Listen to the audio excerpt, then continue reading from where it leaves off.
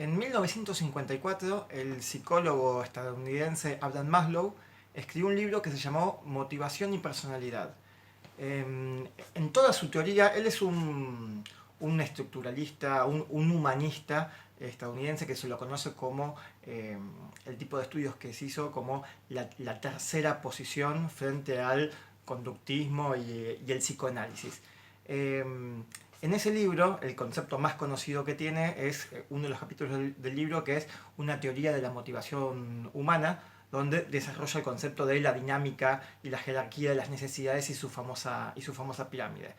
Ese libro fue reeditado nuevamente en 1970, el año de su muerte, y hasta el día de hoy son un montón de reimpresiones que son los que nos llegan hasta ahora. El modo en el que inicia este estudio de la motivación lo parte justamente de abajo hacia arriba.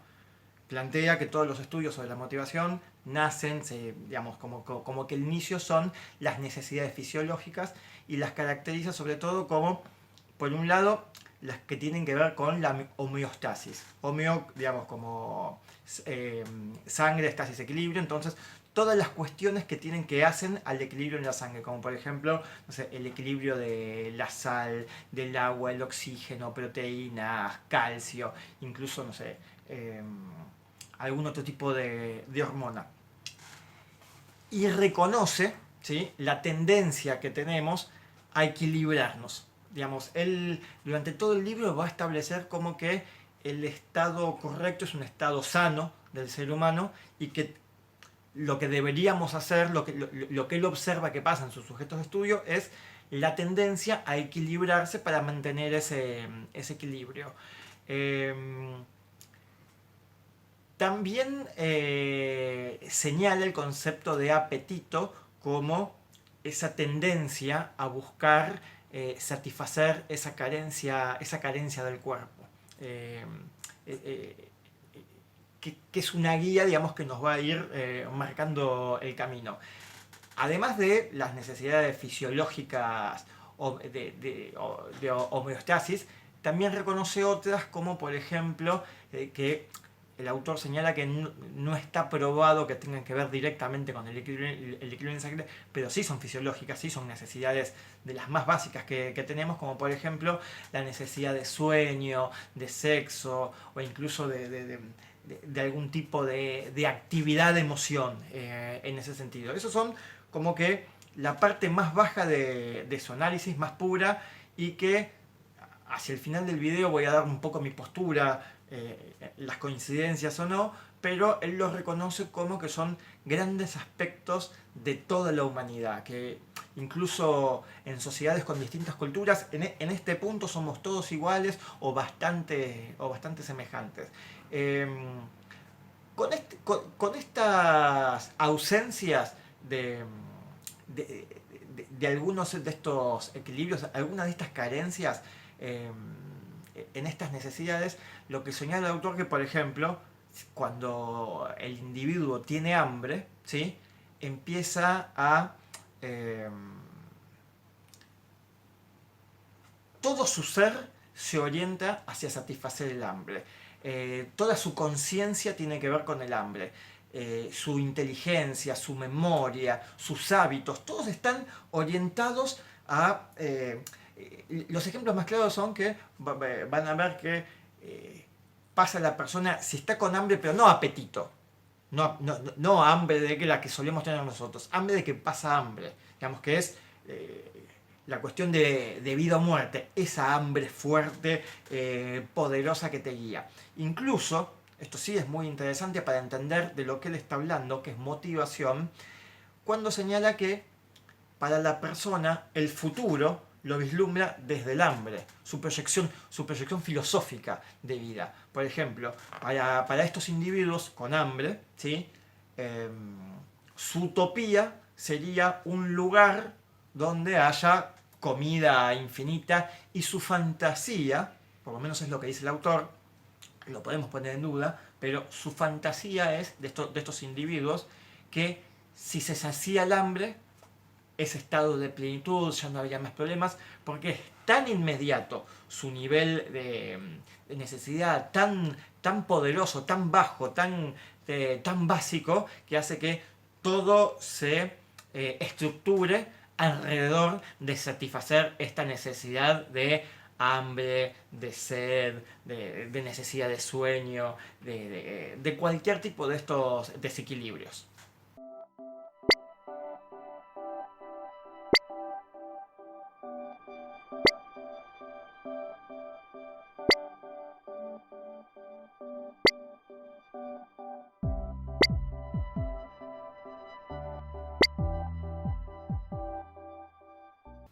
Bueno, acá es donde la cosa se pone interesante. Ahora sí, ya podemos empezar a hablar de la famosa dinámica, de esta jerarquía de las necesidades.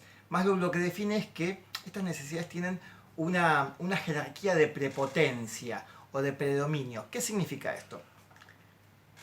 Él lo que establece, ¿sí?, con lo que coincido, que las personas tenemos diferentes necesidades, ¿sí?, simultáneas. Tenemos varias necesidades al mismo tiempo, como sujetos de acción. No lo dice con estas palabras, pero ese es el concepto.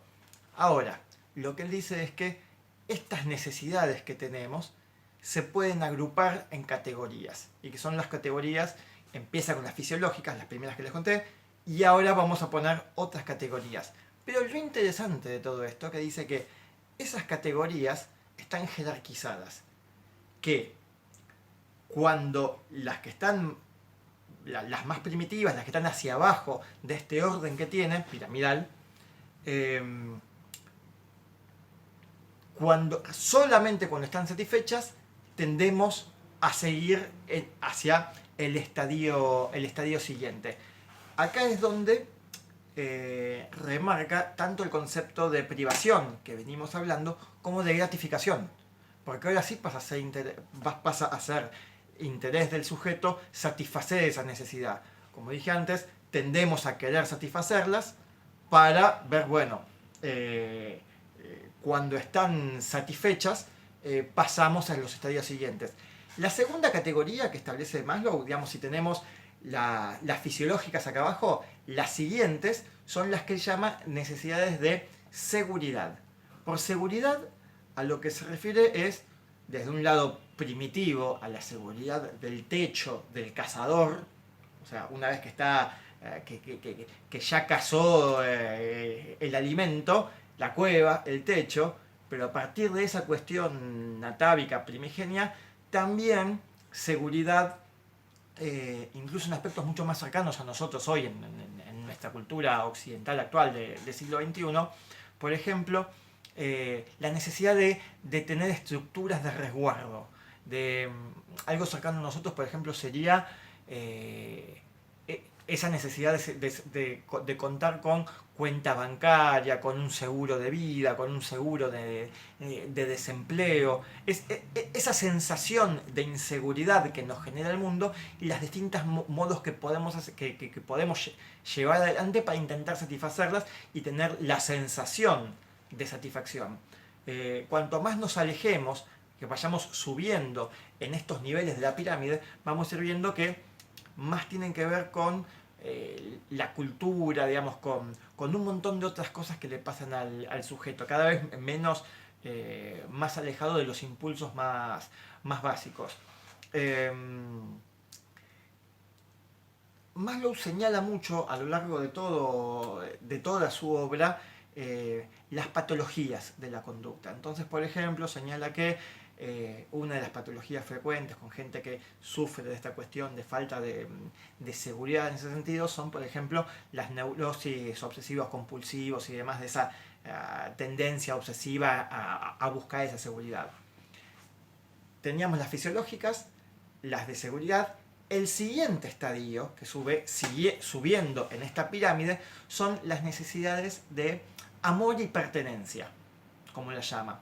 Ahí nos referimos a pertenencia social, de amor de pareja, sin duda, pero también amor de amigos, amor de familia, esa necesidad. Y ahí entran conceptos muy interesantes como, por ejemplo, el rechazo, la soledad, el destierro, por ejemplo. Es interesantísimo analizar esto en épocas, en distintas sociedades, cómo van tallando. Cuando pasa eso, toda la estructura se centra en esa carencia que estamos teniendo. El siguiente estadio subiendo son las necesidades de estima, que también se pueden definir como de estima en términos de valoración interna. Ahí hay, digamos, hay algunas que tienen que ver con lo que el autor llama los logros, que es cuando tendemos a buscar estima interior, digamos, desarrollar algún tipo de maestría, de destreza en una disciplina en particular, pero después hay otras que son las que tienen que ver con el prestigio, la fama, más que nada con una valoración de estima externa al individuo. Ya vamos subiendo en la pirámide y ya llegamos a las necesidades de autorrealización, ¿sí? Esto es clave en el pensamiento de Maslow, no solamente en este libro, sino en toda su obra. Maslow, como dije al principio, es un humanista. Él incluso, algunos consideran que está influenciado toda su teoría por incluso filosofía oriental, el taoísmo, Lao Tse, con esta cuestión de lo más importante es la autorrealización. Esta autorrealización simbólica, que a veces es difícil de explicar, que incluso el autor lo dice como que cada uno tiene que hacer, entonces dice el artesano que haga arte, el deportista que haga deporte, digamos, encontrar esa razón de ser. Acá yo también reconozco toda la influencia con China, sobre todo también Japón. Esta autorrealización es subjetiva, digamos, depende de cada individuo. No hay generalizaciones. Para alguna persona su autorrealización puede ser, por ejemplo, ser un buen padre. Capaz que para algunos es profesional. En mi caso será ser buen docente. El arte, ¿sí?, está muy presente en esta autorrealización del artista. Subiendo, ¿sí?, todavía un peldaño más, el anteúltimo, ya estamos arriba de todo, son estas necesidades cognitivas, de saber. Ahí las podemos separar. Yo no encuentro tanta diferencia acá entre las necesidades de saber y entender. Es fina la línea, es más filosófica en ese punto. El autor señala una jerarquía de que primero es el saber y después se pasa al entender. Acá, para entender estas, es fundamental entender conceptos como las carencias de estas necesidades. Puede ser, por ejemplo, cuando no hay libertad de expresión, en ese sentido, una imposibilidad, digamos, de crecer Juana de Arco. La curiosidad es importantísima acá. Y acá entran, por ejemplo, también, en este caso, toda la filosofía. Toda la filosofía se trata de esto. La moral, muchas de las religiones, en estas búsquedas de significado. Eso me gusta como una manera de entender qué es esta búsqueda cognitiva de la persona. También entra una necesidad de establecer valores, estructuras.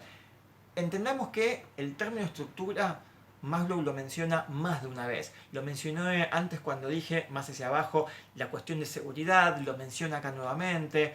Es un concepto muy importante porque es un autor estructurado, ¿sí? Tiene ese estilo de valoración. Y ya arriba de todo, ¿sí?, en los peldaños superiores, arriba de todo, es la búsqueda de satisfacer necesidades estéticas, ¿sí? ¿A qué nos referimos con necesidades estéticas? La búsqueda, solamente cuando están satisfechos los niveles inferiores, ahora sí ya se empiezan a despertar búsquedas de lo bello, lo simétrico, lo ordenado. En esas expresiones puntualmente se ve su carácter, su formación humanista del autor. Incluso pone como búsqueda estética nuevamente el término de la estructura, y ahí denota todo su mapa mental, su modo de concebir incluso la belleza, la estética. Es muy interesante analizar desde qué lugar y cuáles son su bibliografía, las distintas notas al pie que va poniendo su obra. No solamente este libro, sino otros también. Entonces, con esto, ahora sí, tenemos formada esta pirámide, ¿sí? Ahora, tenemos que entender, esta pirámide no es exactamente fija en todas las personas, ¿sí? Y acá sí ya me meto en mi propio análisis personal de la obra de Maslow. El autor señala que en diferentes culturas puede llegar a cambiar. Por más que para mi gusto es demasiado universal en las categorías, sí es verdad que estas cuestiones que dijimos antes de autorrealización, en una sociedad como, no sé, como la oriental, es totalmente distinta. Andá a decirle a un tibetano, digamos, que te establezca este mismo tipo de orden. O incluso las jerarquías cambian muchísimo según sociedad, según grupo, según segmento. Esto es clave y acá se relaciona con otros temas. O sea, no necesariamente todos los segmentos van a tener la misma pirámide. Lo que sí yo rescato es esta cuestión de jerarquizar. Porque la realidad que ahora ustedes están viendo un video para aprender en una necesidad cognitiva, posiblemente por una cuestión también de buscar algún tipo de estima externa, algún tipo de prestigio con, no sé, con un título de una nueva universidad, digamos. Hay varias cuestiones, pero si en este momento cualquiera de ustedes tiene ganas de ir al baño, corta el video, le pone pausa o lo deja andando y va a ir al baño. Entonces eso sí es importante. Ahora, entendamos esto. Es muy difícil encontrar un nivel total de potencia. Hambre total, falta de amor total, falta de estima total. Suelen ser graduales, momentáneas. Incluso las podrían categorizar, poner... A mí no me gustan los análisis numéricos, pero se podrían hacer valoraciones de cada una de estas cuestiones para entender los sujetos y cómo funcionan. De lo mejor que tiene esta teoría y este modo tan claro de usar la pirámide es que es muy gráfico, es muy cómodo de enseñar, es muy cómodo de que uno lo entienda y que después lo empiece a adaptar. A mí me gusta aplicarlo en conceptos como segmentación, me gusta entender cada uno de los productos, de qué es lo que estamos haciendo. Si estamos haciendo bienes culturales, por ejemplo, no vamos a estar en la base de la pirámide, vamos a estar de la mitad para arriba. Y bueno, perfecto, es muy posible que sea muy importante saber que pues capaz que nuestra diferenciación, nuestro motivo de elección de compra tenga que ver con una necesidad estética. Pero es muy importante que nosotros sepamos que estamos en la parte de arriba de la pirámide. ¿Qué significa eso? Que somos sensibles a que las de abajo estén satisfechas. Si pasa una crisis económica, una pandemia, hay montones de cosas que pueden hacer temblar las bases de la pirámide.